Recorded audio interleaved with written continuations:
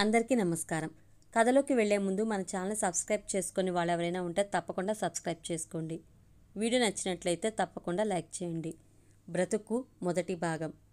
సునందకు నిద్రాభంగమైంది. ఎవరో calling bell కొడుతున్నారు. మంచం మీద నుంచి లేచి బెడ్ లైట్ వెలుతుల్లో గడియారం చూసుకుంది. రాత్రి 12 గంటలైంది. ఎవరో ఊహించలేకపోయింది. విసుగ్గా లేచి లైట్ ఆన్ చేసి డోర్ తెరిచింది. ఎదురుగా ఎదురింట ఆంటీ అంకుల్. అమ్మా సునంద, నీకు ఇబ్బంది కలిగించినందుకు ఏమీ అనుకోవద్దు. మా ఫోన్ డెడ్ అయింది. కొంచెం అర్జెంటుగా మా అమ్మాయితో మాట్లాడాలి. నీ సెల్ ఇస్తావా? ఆత్రంగా అడిగాడు సుధాకర్ అంకుల్. సునంద, చాలా అర్జెంట్, డబ్బులిస్తాను, కొంచెం నీ సెల్లు సావిత్రి అంటే అడిగింది లోపలికి వస్తూ. అంత అర్జెంటు పని ఏంటో తెలుసుకోవచ్చా అంకుల్? విసుగుని దాచుకుంటూ అడిగింది సునంద. అది పర్సనల్ అమ్మా, పనైన తర్వాత చెప్తాను అన్నాడతను. అమ్మాయితో చాలా అర్జెంట్. మా ఫోన్ బాగున్నప్పుడు ప్రయత్నిస్తే అమ్మాయి ఫ్రెండ్స్తో సినిమాకి వెళ్ళిందన్నారు. తీరా ఇప్పుడు ట్రై చేస్తే మా ఫోన్ డెడ్. ఈ టైంలో పబ్లిక్ ఫోన్లుండవు. అయినా ఎదురుగా నిన్ను పెట్టుకుని అంత దూరం టౌన్ని వెతుక్కుంటూ పోవాలా? గడుసుగా అంది సావిత్రి ఆంటీ. నో ప్రాబ్లం, కానీ నా దానిలో కార్డు ఉందో అయిపోయిందో క్లుప్తంగా మాట్లాడుకోండి ఆవలిస్తూ అంది సునంద. కానివమ్మా, మీరు రింగిస్తే తనే చేస్తుంది చెప్పాడు. సునంద సెల్ ఆన్ చేసి ఇచ్చింది.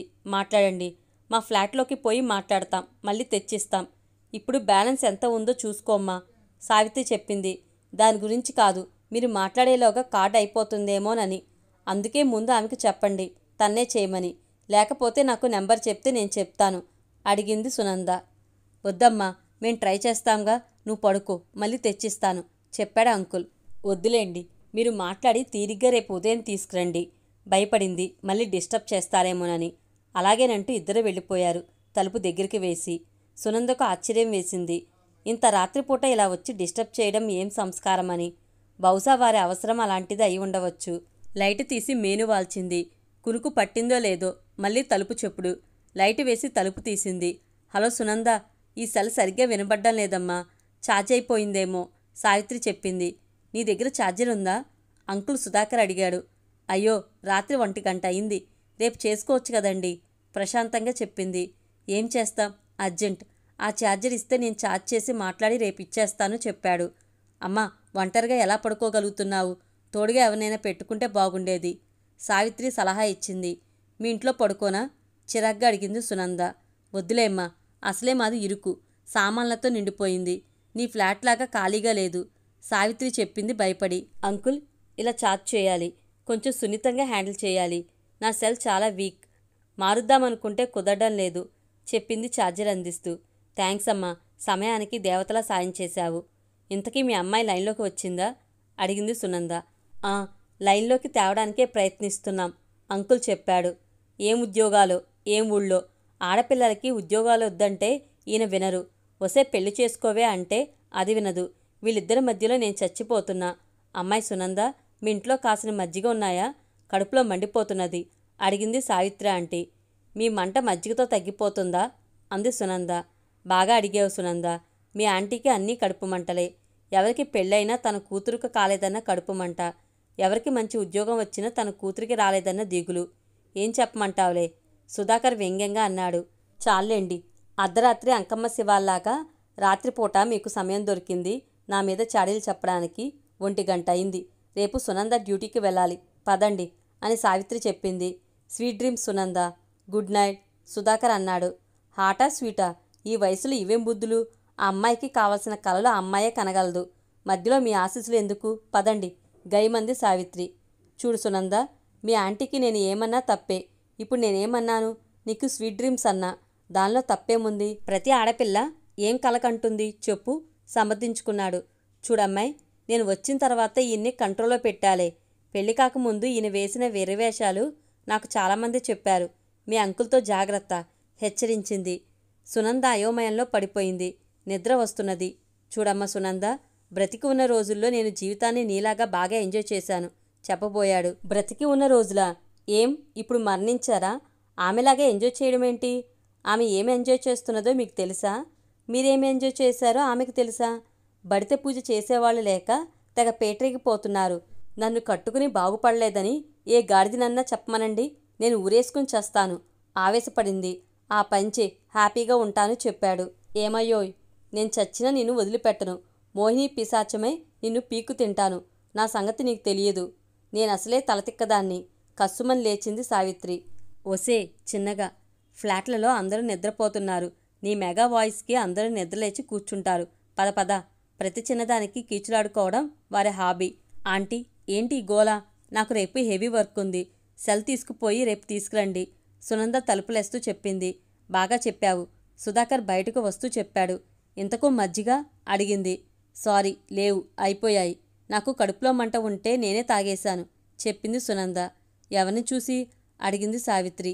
మీ ఆయన్ని చూసి చిలిపిగా చెప్పింది సునంద. ఓ, ఈయన చూసి జలసీ పడేవాళ్ళు కూడా ఉన్నారా? ఇంత వయసు వచ్చినా ఒక బాధ్యత లేదు, ఒక ఆలోచన లేదు.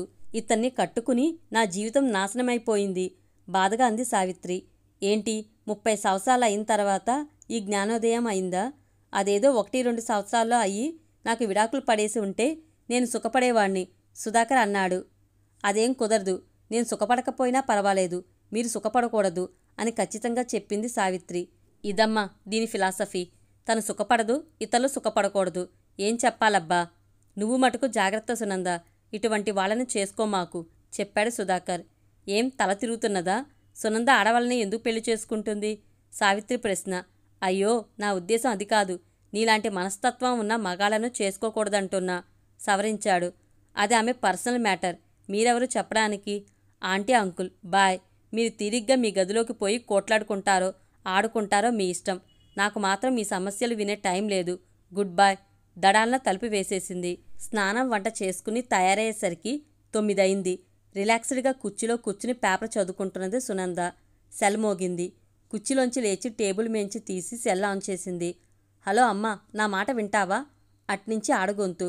Sorry, wrong number. కట్ చేసింది. మళ్ళీ రింగ్ అయింది. హలో, నా మాట వినకుండా కట్ చేస్తావేంటి? అసలేం జరిగిందంటే అట్నుంచి ఎవరో ఏదో చెప్తున్నారు. Wrong number. కట్ చేసింది. పేపర్లోకి తల దూచింది. మళ్ళీ రింగ్ అయింది. విసుగు దాచుకోలేకపోయింది. హలో, మీరు ఏ నెంబర్కి చేస్తున్నారు?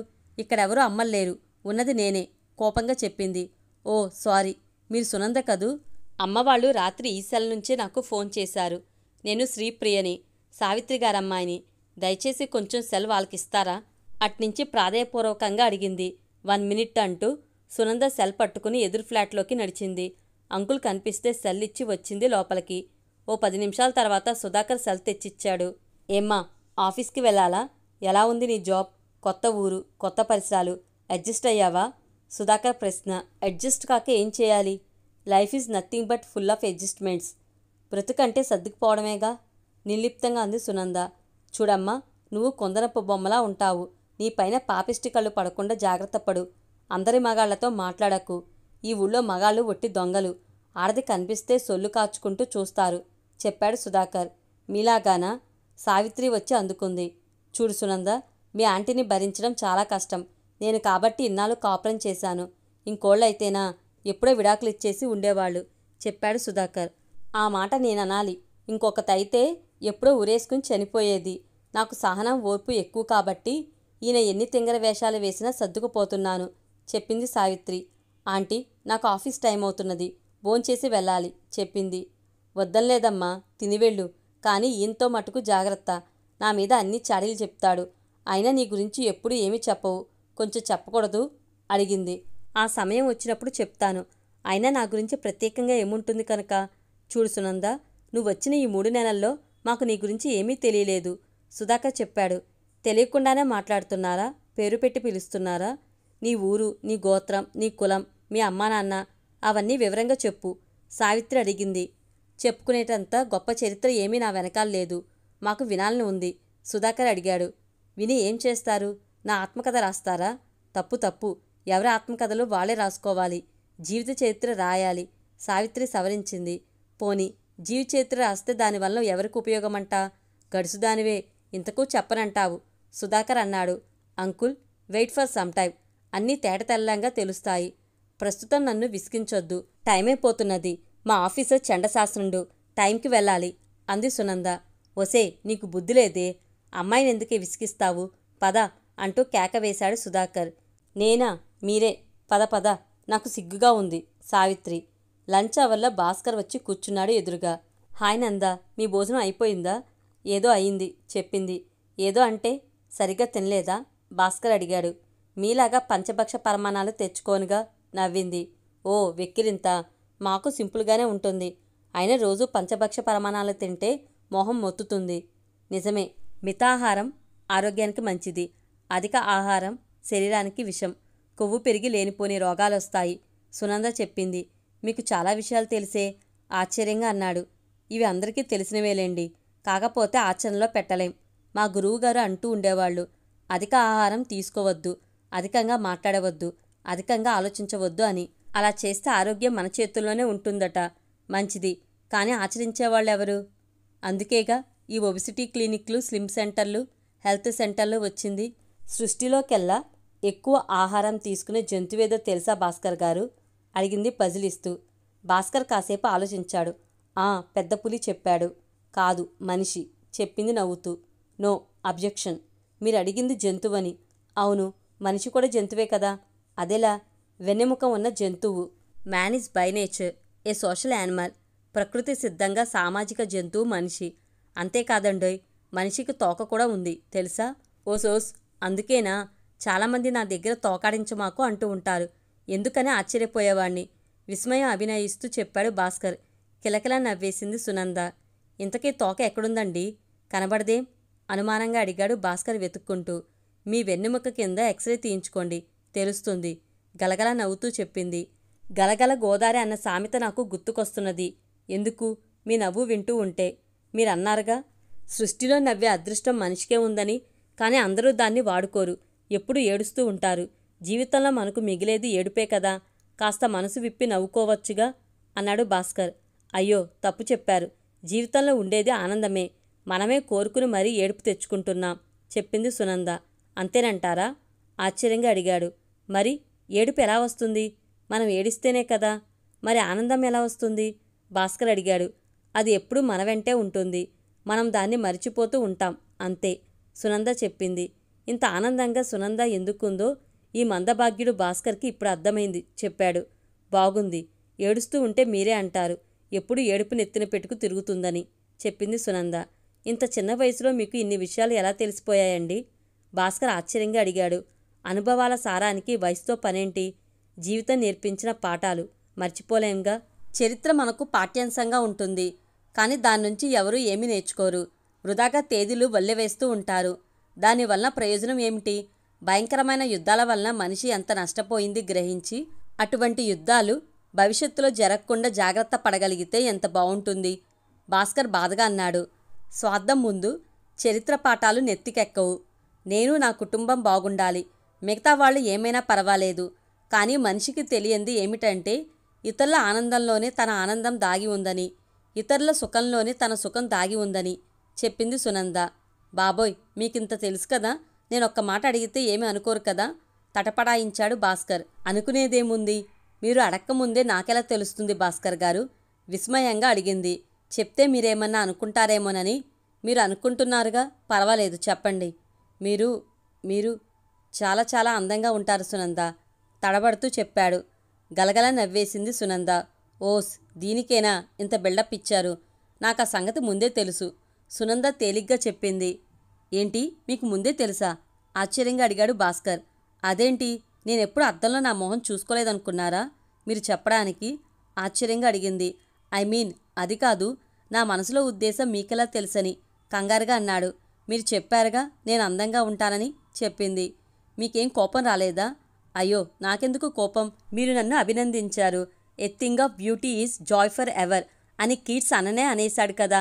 అందమే ఆనందం అని మన ఘంటసాల ఏనాడో పాడేశారు కదా నవ్వుతూ చెప్పింది సునంద. కానీ సునంద, నాకెందుకో చాలా అందంగా కనిపిస్తున్నారు. అంటే కేవలం మీకే అందంగా కనిపిస్తున్నానా?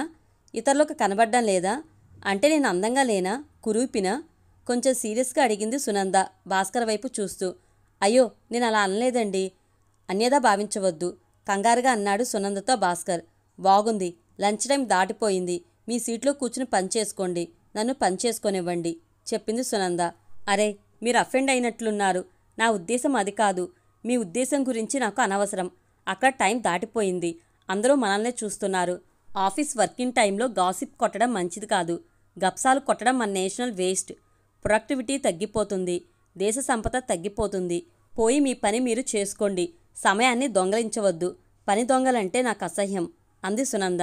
సునంద గారు కోప్పడవద్దు. మీ ఇంటికి సాయంత్రం వస్తాను. కొంచెం అడ్రస్ చెప్తే ప్రాధేయపడ్డాడు. ఇక్కడ సుత్తి కొట్టింది చాలక ఇంట్లో కూడానా? ఆఫీస్ టైంలో బాగుండదన్నారు కదా. 5 కాగానే మీరు ఉరుకులు పరుగులతో ఇంటికి వెళ్తారు. అందుకని మీకోసం నేను కాచుకుని కూర్చోవాలా? తీక్షణంగా అంది. నా ఉద్దేశం అది కాదు. మీరు టైం స్పేర్ చేస్తే మనం అలా హోటల్కో ఏ సినిమాకో వెళ్ళి మాట్లాడుకోవచ్చు. అంత అవసరం ఏమొచ్చింది? అంత టైం వేస్ట్ ఎందుకు? మీతో మాట్లాడడం నాకు టైం వేస్ట్ కాదు. మీకు కాకపోవచ్చు కానీ అందుకే మిమ్మల్ని రిక్వెస్ట్ చేస్తున్నాను. నా కోసం కాస్త సమయం కేటాయిస్తే మీతో 4 మాటలు మాట్లాడతాను. 400 మాటలు మాట్లాడారు. ఇంకా 4 మాటలా? మిమ్మల్ని చూస్తే మీతో ఏం మాట్లాడాలో నాకు తెలియదు. Mind your job. I'm busy. సాయంత్రం సంగతి సాయంత్రం. ఇప్పుడు పోయి మీ పని చూసుకోండి కరాఖండిగా చెప్పేసింది.